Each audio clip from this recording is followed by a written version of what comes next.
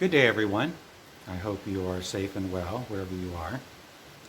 This morning I would like to comment on the death of George Floyd and the public conversation that has happened since then, and the protests and everything that's followed his death. The reason I would like to make this comment is because I feel like the public conversation has been useful, important, even essential, and yet I feel like the conversation is missing what to me is the most important point, and I want to try to make that point in this video. I feel like what we need to get as a result of the killing of George Floyd, and also the pandemic that's happening, every other incident of prejudice, unfairness, injustice, all of that that's happening in the world and that has been happening in the world for many, many years. The thing that we need to get from that is, as a human species, as a human family, we need to get that there is no such thing as right and wrong. So let me attempt to explain what I mean by that.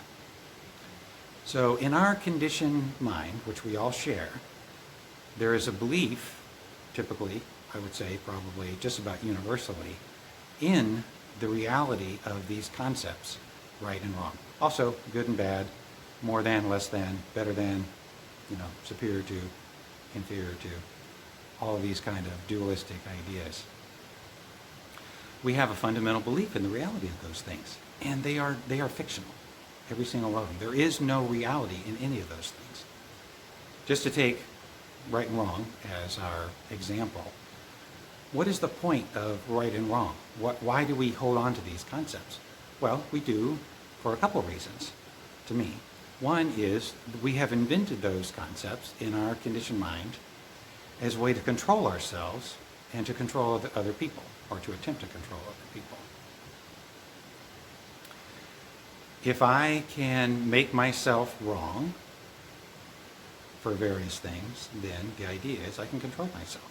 If I can make other people wrong for various things, then I can control them. If I can believe myself to be right and other people to be wrong, then I can justify all kinds of actions. And if you look through history, you can see, innumerable examples of that, where people were doing horrific things to other human beings and to nature and to animals, believing they're right. And because they are right, they feel justified to kill, rape, plunder, all these things that have happened throughout history and are continuing to happen today. The other reason, I think, that we have invented right and wrong, and good and bad, and all those other things, is because we don't know how to be present. We don't know how to pay attention. And so we need to invent a world of rules to live inside of so we know what to do. That is the right thing to do. This is the wrong thing to do. That is the framework that, of course, most people are living in. And as people are going through their lives, they are referencing this rule book inside their minds, and they're using that rule book to decide what to do. There's no presence in that. There's no clear seeing. There's no authenticity in that orientation to life. It's like being an automaton, like a robot. Here's my program. So take it like a robot. A robot, it's got a chip. It's been programmed, and here's what you do. Under X circumstances, you do Y every single time. Under this circumstance, you do that every single time. That's the way we're all conditioned to be, and we are not. When we're in that place, when we're in conditioned mind in that place, we're not conscious. We're not making real decisions. We're basically allowing our conditioned programming, our social programming that comes out of our training as children, and all of the erroneous assumptions that we took on at that time, we're allowing that to control us and to tell us what to do. And there's nothing wrong with that, because there's nothing wrong with anything. There's no such thing as wrong. And it has consequences. And the consequences of living in that world is people are not free. They're not making spontaneous decisions. They're not acting spontaneously in response to what's happening in life. They're acting autonomously. Not autonomously, automatically. Someone who is present, who is outside of conditioned mind, has no need for rules, has no need for such things as right and wrong. Because when we're present, When we're in our authentic nature, what we naturally experience is love, generosity, goodness. There's a willingness to let go of whatever point of view that we happen to be acting out of or looking through, and be curious and explore other people's points of view to try to understand where they're coming from. There's a spirit of cooperation. There's a desire for peace and harmony. All of those things are happening naturally when a person is in touch with their authentic nature. But because of our society at large, and by and large the entire human species is in conditioned mind instead of at center, we need all these rules and we need right and wrong. Okay? So that's kind of the general framework for you. So how does that apply to George Floyd and what's been going on? Well, try this on for size. Was the police officer who killed George Floyd wrong to do that? Is that police officer bad? Is he a bad person for having done that? No. He was not wrong, and he is not bad. Now, I know that just seems like an audacious thing to say, but here's how I feel like I can say that. There is no such thing. There is no such thing as right and wrong. There is no such thing as good and bad. And the thing that I feel like we need to get is what actually killed George Floyd is our belief in right and wrong. Now, the police officer happened to be the vehicle for that. I project, and I'm just projecting, but I project he was in a mind of right and wrong, and that's how he justified doing that action. He was right, George Floyd was wrong. So that justified his action. But he's just a vehicle. He is just, again, I'm projecting here, I know, but my projection is he is unconsciously assuming the reality of this thing that we all believe in, right and wrong, and he's just acting through that. And that's what's going on all over the planet and has been for the last probably at least 10, 20,000 years and probably 100,000 years. Who knows? But that's what's been going on for all of these years is we developed this ability to create these concepts, and then we're using those concepts to control ourselves and control our other people and actually be controlled by those concepts to do things that are not authentic for us. So that's the thing that we all need to get, I think. It's what killed George Floyd is right and wrong. And so if we look to the man who killed George Floyd, most directly, and make him wrong and say that he's bad, we are perpetuating the problem. We are not solving a problem by doing that. We are perpetuating a problem. That's doing to him what he did to George Floyd. Now, a lot of people would say he deserves it. Well, maybe he does. But I don't see it that way. Because he was unconscious. I feel like I know he was unconscious. How do I know that? Because he was conscious. If he was in touch with himself, he never would have done that. It would have been impossible for him to do that if he was himself. He wasn't himself. He was a conditioned self who believes in right and wrong. Okay, so let's flip it around and pick something on the other side. So let's say, after the riots broke out, a number of people, bunches of people, of all colors, actually, I think, took advantage of the rioting and the protests and stuff to go in and break into stores and steal things and stuff like that. They were the ones who actually created the rioting in sort of underneath the umbrella of the protests. So you look at the people who did that. Were they wrong to do that? Are they bad people? No, they were not wrong to do that. They're not bad people. They were confused, I would say. They were identified with a place of selfishness. I'm just projecting here, but that's what I would project. They didn't have the big picture. They weren't acting from a compassionate place. They weren't in touch with themselves. If they were, they wouldn't have done that. That doesn't make any sense to do if you're at center. It makes a lot of sense to do if you're a conditioned mind in a mind of right and wrong. So I can, of course I don't know, but I can easily imagine people justifying that and feeling like they're right. So imagine like a person of color who is doing that. It's like, well, I've been oppressed for all these years, which is true. I'm not on a content level, I'm not arguing with anything like that. I think it's true. People of color have been oppressed for many, many, many thousands of years in various ways. So that seems to me to be factual. But you imagine somebody, a person of color, who is saying, well, I've been oppressed for all this time. That was wrong. And so now I'm justified in breaking into the store and stealing something. I'm right about that. Well, to me, that's the same thing. That's the same thing as what the police officer is doing. It's coming from a place of right and wrong and acting from what seems to me to be an inauthentic place.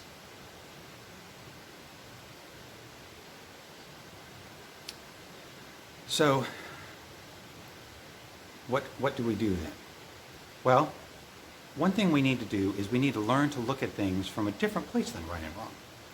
Now, when I have this kind of conversation with people, the objection people have is, they say, well, you're condoning the behaviors. If you say that the police officer was not wrong to have killed George Floyd, you're condoning killing of people of color. No, I'm not. Not at all. So if we look at it factually, what do we see? To call it right and wrong is not factual. That's an interpretation. There is no fact in that. That's all fiction to me. But so what do we, if we look at it factually, what do we see? Well, George Floyd died. That's a fact. The police officer killed him. That's a fact. To me, it's a fact that the police officer was in a mind of right and wrong, and that's why he did it. That act had all kinds of consequences, which were devastating. Of course, the most devastating is George Floyd. He had the ultimate consequence as a result of that action, and then there's the consequence on his family and everything that followed from that. So do I think that was okay that happened? No, I don't think that was okay at all. I think we deeply need to look into how our society is structured such that such a thing can even happen. But we need to look at it from outside of a mind of right and wrong. If we try to look to see how a world is being created that allows for such a thing, and we're looking at it through the world of right and wrong, we will perpetuate the problem. We will recreate it. So no matter how just the cause that a person is defending or protesting for or whatever, if they're doing it from a place of right and wrong, they are contributing to the problem, because the problem is right and wrong. It's a process level problem that manifests on the content. In this case, it manifests in the form of racial prejudice. We need to eradicate racial prejudice, from my point of view, and a lot of other people's point of view. That just seems like a no-brainer. That needs to be done. We need to erase it. We need to get that out of our human consciousness. But if we're trying to do that from a place of right and wrong, like by making people, like let's say making white people, or maybe more exactly, make prejudiced people wrong, then we're contributing to the problem. We're not doing anything constructive there. And that is just perpetuating a world in which racism will continue to exist. So what do we need to do instead? We need to look at it from center and act from center. Another objection I get is they say, well, from this point of view that I'm articulating right now, you would never do anything. Because, our motivation for acting is we see something that's wrong and then we go to fix it.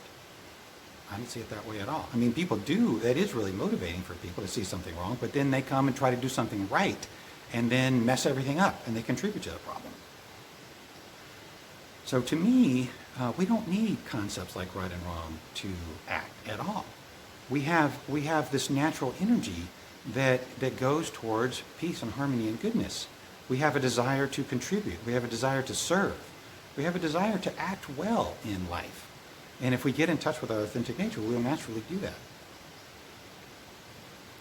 And so, is there something that needs to be done in order to eradicate racial prejudice? Absolutely. There's a whole lot to be done. But we need to do that from a place of love, a place of understanding, of acceptance, even of the people who have done things that are really hurtful, who have done things that have huge consequences, that have caused people to suffer in really big ways. Even for those people, we need to have compassion. We need to understand that somebody who is doing that, they're not right and wrong, they're confused. They are confused. They're in this place of this conditioned place inside their minds of right and wrong, and that's why they're doing what they're doing. And, like if you look at the protests that happened, there were examples of both things.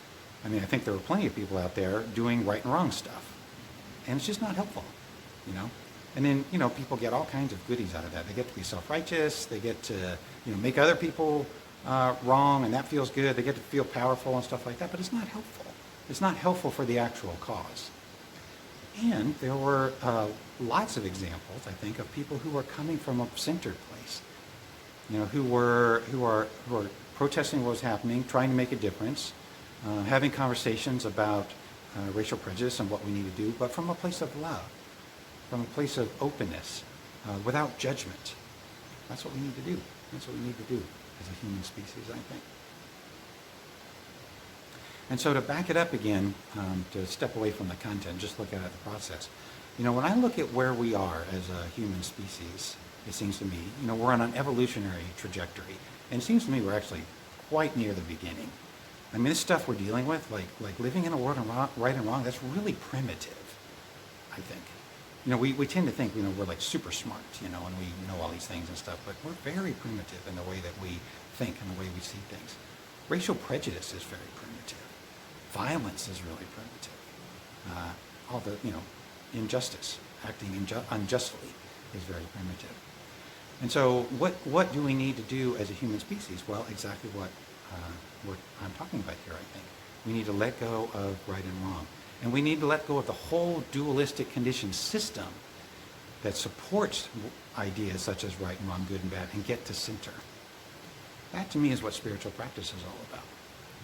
We each need to do that as individuals.